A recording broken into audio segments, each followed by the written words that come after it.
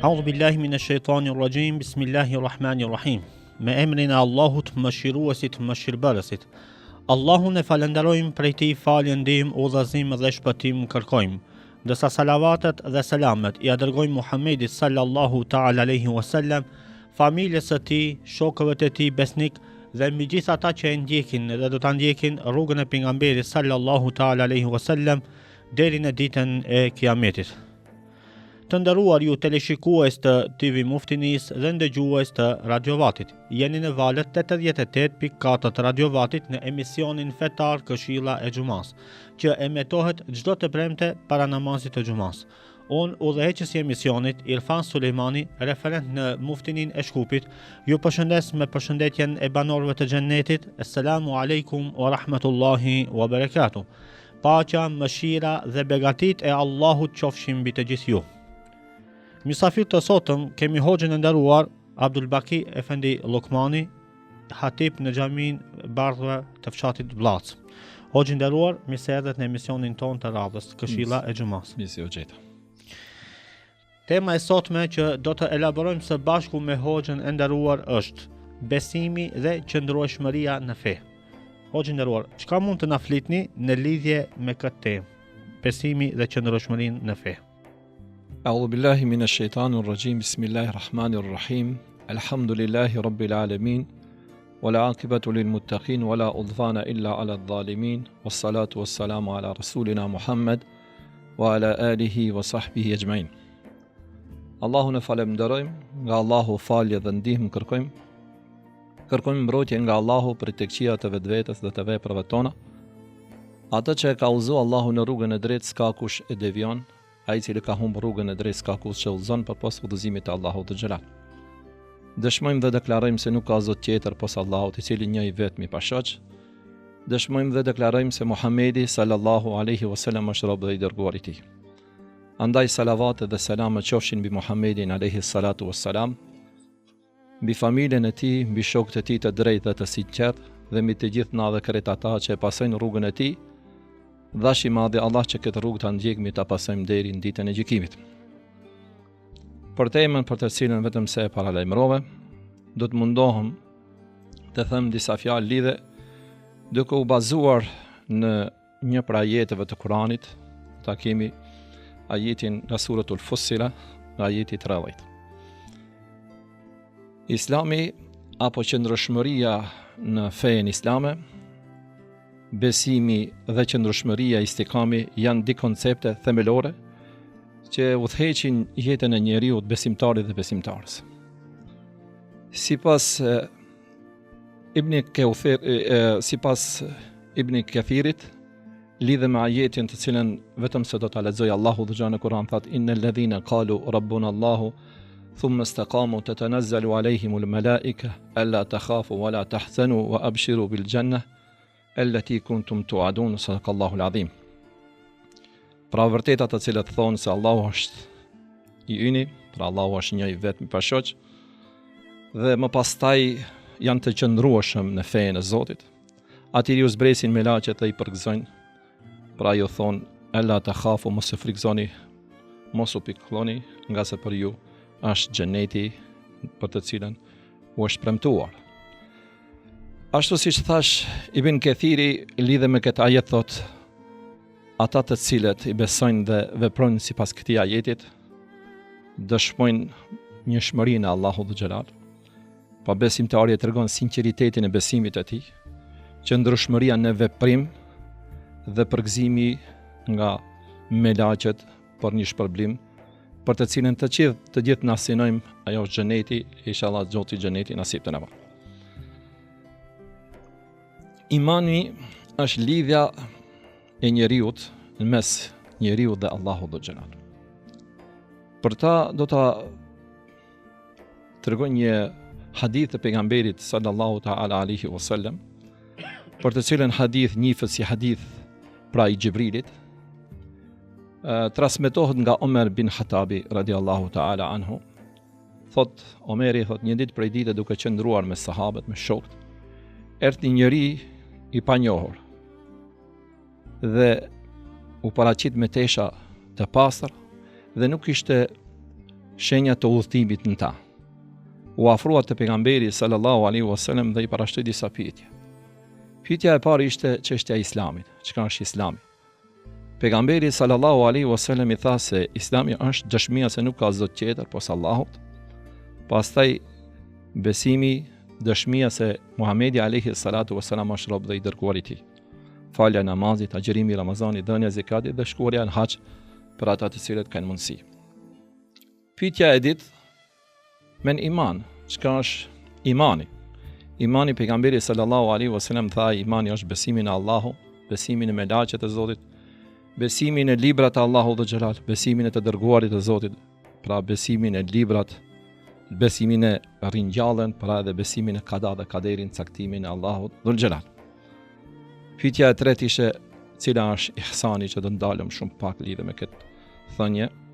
Ihsan u përgjigj pejgamberi sallallahu taala alaihi wasallam, besoj se është tejet e nevojshme për të gjithë na. Tha, ihsan është të adhurosh Allahun sikur po e sheh ata. Nëse nuk e sheh ti, dije se Allahu të sheh ti. Pra, nëse të gjitha këto që i përmendëm pak më parë, ne i kemi në besimin ton, besoj se tejet mirë do të ishte gjendja e jonë si besimtar. Kështu që pejgamberi sallallahu alaihi wasallam pas këtij momenti njeriu i cili ishte i panjohur për sahabët u çu nga vendi dhe u largu. Pejgamberi alaihi salam ju tha sahabëve, a e dini se kush është personi në fjalë? Sahabët nuk e njihshin. Pejgamberi alaihi salam tha, ki ishte Xhibrili, erdhi që t'u mësoj fenë juaj. Pra kjo është si pikë e parë, ndërsa si pikë e dytë thonë mestaqamu, janë të qëndrueshëm në rrugën e drejtë, pra kia jeti i ngërthen 3 pyetje kryesore apo 3 shpjegime shumë të shkurta, ndoshta besoj do të jenë edhe të qarta. E para është besimi, pastaj qëndrueshmëria dhe përgëzimi nga ana e melaqeve. O gjeneruar, çka mund të na tregoni cilat ishin porositë e Muhamedit alayhi salatu wasallam për një person i cili është i qëndrueshëm në fenë Allahu xhaleshanuhu xhalal, apo për ata besimtarë shumë musliman? Ashtu siç thash në fillim apo në hyrje të temës, thumma istaqam. Këtu në këtë ajet përmendet pra ata të cilët janë të qëndrueshëm në rrugën e drejtë. Të mos jenë të paluajshëm. Të paluajshëm sigurisht në veprimet e tyre. Qëndrueshmëria nënkupton të jenë të përkushtuar në adhurim, të përkushtuar në agjerim, të përkushtuar në namaz, në veprim, në çdo sens që Zoti na ka urdhëruar dhe na ka porosit pejgamberi sallallahu taala alaihi wasallam.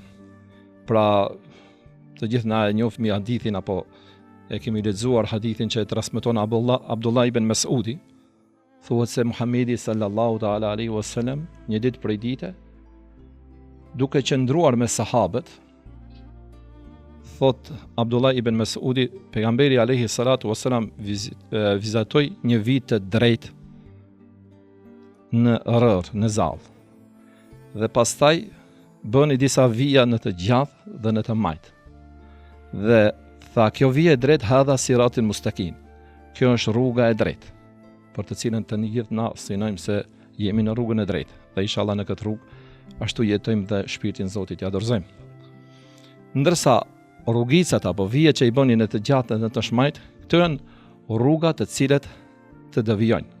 Në krye të çdo rrugës ka një thirrës, ajo shejtani. Ne shohim sot të kësaj dite se ka njerëz të cilët pra ndjekin rrugët të gabuara. Ndërsa ata të cilët i thirrin në rrugën e gabuar janë pra është shejtani, Zoti na mbrojtë inshallah. Thuhet se Abdullah ibn Mas'udi thot pejgamberi alayhi salam kur ja u tregoi sahabeve, as u mërzit në këtë rast, transmetohet se filloi pejgamberi alayhi salam të qanë dhe lexoi ajetin e Kuranit duke thënë: "Wa anna hadha sirati mustaqim fattabi'uhu wa la tattabi'u subulan fatafarraka bikum an sabili." Ju tha, vërtet kjo është rruga ime e drejtë. Andaj ndiqni këtë rrugë, pra këtë rrugën e drejtë, që do t'ju largoj nga rruga e keq. Pra, lum ata të cilët e ndjekin rrugën e drejtë e nuk i ndjekin rrugët e gabuara. Kur folëm për pejgamberin sallallahu alaihi wasallam, këshillat e pejgamberit alaihi salam, do ta përmendë një rast i cili rast ka ndodhur në kohën e pejgamberit alayhis salam në fillim të Islamit. Kur pejgamberi alayhis salatu wassalam filloi të thirrë në rrugën e drejtë, në rrugën e Kuranit, në rrugën e fjalës së tij, pra fjalëve të pejgamberit alayhis salam, dhe në qëndrueshmëri në dinë e fe, dhe Qurajshët e Mekkës vërejtën se vetëm se një numër i madh ju bashkangjit pejgamberit sallallahu alaihi wasallam në rrugën e drejtë, nga sa i folte të drejtën. Këtu ishte dallimi i Qurajshëve jo besimtarë dhe besimtarët apo Muhamedi alayhis salam dhe shokët e tij. Dhe një ditë prej dite Qurajshët, paria e Qurajshëve shkoi te Ebu Talibi. Ebu Talibi dihet ka qenë axha i Muhamedit sallallahu taala alaihi wasallam. Dhe shkuan dhe i thanë se djali i vllavit tënd, nëse ka mundësi, le të largohet nga rruga e drejtë. Dhe na për ta do ta shpërblejmë. Në qoftë se ka për çështje martese, le ta merr vajzën më të bukur. Në qoftë se ka për pasuri, do të pasurohet dhe do t'i japmi pasuri të mjaftueshme, sa ai don vet. Dhe në qoftë se ka për pozitë, njashtu do ta bëjmë të parin ose atë pozitë që ai vet dëshiron në mesin tonë. Kështu që Ebu Talibi shkoi te Muhamedi sallallahu taala alaihi wasallam i ja përcolli, siç thomi na, selamin ose kërkesat e Qurajshëve që vetëm Muhamedi alayhis salam të largohet nga rruga e drejtë. Që shohim edhe sot e kësaj ditë i ndodh shoqërisë besimtare, i ndodhi për shkak qoftë martesa, për shkak pozitave, për shkak lakmije nga pasuria kështu me radhë, largohen nga rruga e drejtë. Allahu inshallah na mbrojt rinin ton, familjet tona dhe të gjithë besimtarët dhe besimtarët nga kjo këndikim i shoqërisë. Mirë po, pejgamberit alayhis salatu wassalam Ebu Talibi ja shpalosi këto kërkesa, duke i thënë nëse ke për martesë, nëse ke për pozitë, nëse ke për pasuri, vetëm largohu. Kërkesa ishte vetëm me u largu nga rruga e vërtetë. Këtu pa kemi një signal të jetë të bukur apo të vërtetë dhe që është shembull për të gjithë na. Pra pejgamberi alayhis salam nuk u hamend ka ky moment. Pra përqendrimi i tij, qëndrueshmëria ke shumë në nivelin më të lartë, derisa i tha o axhaim, nëse ato kanë mundësi, edhe pse nuk kanë mundësi, dillin të ma vendon në krahun e gjatë, e hanën në krahun e shmajt, unë nga kjo fe dhe nga ky parim, nga kjo thirrje e vërtet nuk largon. Pra ky ishte atë të cilën pejgamberi sallallahu alaihi wasallam i mëson të sahabët. Dhe atë na mësoi edhe neve, derisa e kemi hadithin në prag të vdekjes. Pejgamberi sallallahu alaihi wasallam ju drejtu shokët e tij duke i thonë taraktu fikum amrayn lan tadillu ma tamassaktum bihima. Pra unë u alo di çështje pas vdekjes sime. Nuk do të humbi nëse ju përmbaheni atyre. S'ka dyshim besimtari nuk ka me qenë humbje nëse është i qëndrueshëm besnik nëse ju përmbahen fjalët që na porosit pejgamberi alayhis salam. E cilët janë ata? Ta pejgamberi kitab Allahi wa sunnati nabi. Pra ajo është fjale e Zotit, Kuranit dhe suneti i pejgamberit sallallahu taala alaihi wasallam, apo siç njihet në hadithet e Rasulullahit alayhis salam. Andaj besimtari për me qenë i qëndrueshëm në fe duhet t'i ketë këto si bazike Kur'anin dhe hadithin, fjalët e ulemave, dietarëve, ashtu edhe jetën sigurisht do ta kalon ku thot pejgamberi alayhis salam kema ta'ishuna tamutun, siç do të jetoni ashtu do të vdesni, wa kema tamutuna tub'athun, ndërsa ashtu si do të vdesni edhe do të ringjallni. Ne shpresojmë se do të jetojmë faqebardh dhe do të vdesmi me vepra të mira dhe do të ringjallemi tek Allahu dhe xhal me vepra të cilët vepra e kënaqin Allahu dhe xhelal dhe i praktikojmë porosit e të dërguarit të Zotit Muhammedit sallallahu taala alaihi wasallam. O gjeneruar, cilët ishin përgazimet e melajqeve në lidhje me qëndrueshmërinë në fe, në Allahu xhaleshano? Po shto, na jemi ende të ajeti kuranor, thash në përgatitjen e temës jam konsultuar me tefsirin e Ibn Kathirit, ndërsa ati hasëm si pikë tretë që ka të bëjë lidhje prapë me qëndrueshmërinë, është se ata të cilët besojnë Allahun si pikë e parë, dhe ata të cilët janë të qëndrueshëm në din, në fe dhe atë ashtu i kap edhe vdekja duke bërë vepra të mira, nuk janë të luhatshëm në çdo aspekt, në punën e tij profesionale, në ibadetet ndaj Allahut dhe xhall, me shoqërinë e kështu me radhë, pra njëri me qëndrime dhe pra nuk janë të luhatshëm ndaj imanit të tyre. Shumë e vërtetë. Pra besimi i tyre është i paluhatshëm. Zoti inshallah gjithëve nasip të na bën kësaj besimi të kem. Dhe Allahu dhu xhelal në pjesën e fundit të këtij ajetit 30 fa tatanazzalu alejhimul malaika. Ata të cilët besojnë Zotin sinqerisht dhe janë të qëndrueshëm në fenë e Zotit, do t'ju zbresin me laqet atyre.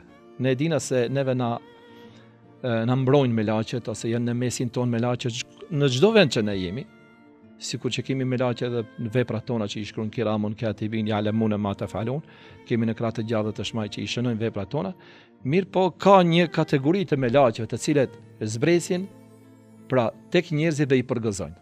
E cilët janë ata momente, pra këtu përmendet Ibn Kathiri thotë se momentet të cilët zbresin me laqet të njeriu i cili ka besim Allahu dhe qëndrueshmëri janë për shtonit mirë, tregon si pikë e parë është në momentin e vdekjes.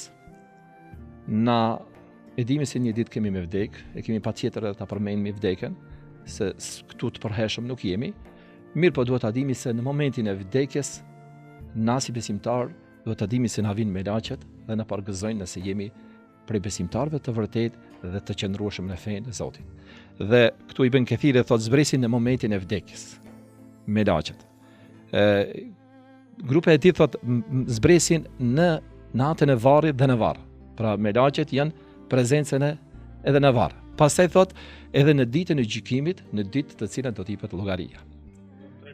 Po, këtu përmendet komenti i këta po në 3 raste. Rasti i parë pra në momentin e vdekjes, rasti i ditë pra në natën e varrit dhe rasti i tretë pra në ditën e gjykimit.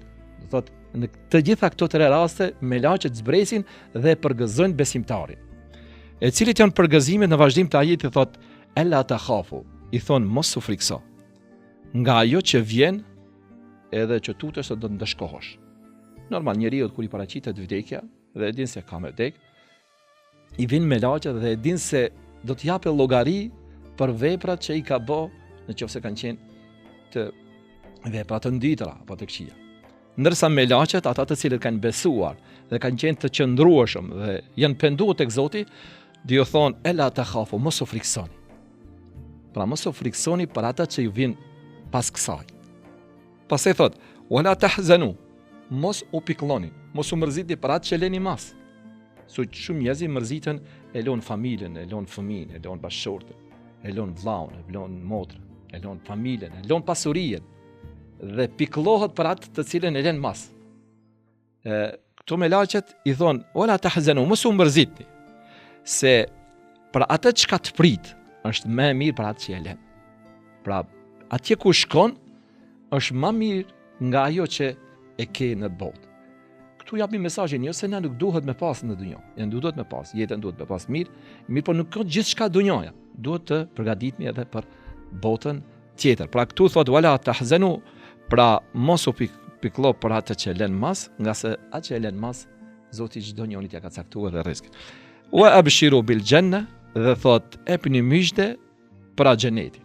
Elleti kuntum tu'adun, xhenet i cili është premtuar. Për kjo, pra i thonë mos i friksoni, mos u pikëlloni, mos u mërzitni, nga se për ju është xheneti. Wa abshiru bil janna. Pra për ju është xheneti, elleti kuntum tu'adun, i cili xhenet u është premtuar ju. Dhe më thonë se me laqet janë ata të cilët na përgëzojnë për veprat tona të cilët na i bëjnë. E inshallah Zoti na mundson gjithëve që të bëjmë vepra të mira dhe padyshim se një ditë kur do të vdesmi, një ditë kemi me vdek, të vinë me laqe përgëzues, të na përgëzojnë për veprat tona dhe mos ta na ndëshkojnë dhe të dalmi para Zotit inshallah me vepra të pranuar dhe me gjuna të falur inshallah. O gjendëror, pasi që jemi në minutat e fundit të emisionit, cili është mesazhi juaj për teleshikuesit e TV Muftinis dhe ndëgjuesit e Radio Vatit? Po. Sigurisht, mesazhi do të jetë po ashtu në temën që vetëm se folëm. Na e dimi se Kurani është libër hinor, libri i cili është shpall Muhamedit alayhi salatu wassalam, libri i cili tregon historinë, libri i cili tregon veprat që duhet i bëjmë, libri i cili tregon edhe jetën si duhet ta kalojmë, po edhe libri i cili na tregon Kurani, na tregon edhe se çka duhet përgatitemi për botën e vërtetë. Shumë me një fjalë, kjo është një udhërrëfisë ime. Shumë i vërtetë. Pra, është libër i cili na spari duhet ti përkasmi dhe të jemi për atyre të cilët ti marrim mësimet nga Kurani dhe nga fjalët e pejgamberit alayhi salatu wassalam. Dhe gjithherë duhet të kontribuojmë, pra le të jetë kjo porosi për të gjithë ata të cilët na ndëgjojnë edhe na shikojnë, le të jetë si porosi, pra të jemi për atyre të cilët të jemi besimtarë të vërtetë. Pra jo të luhatshëm.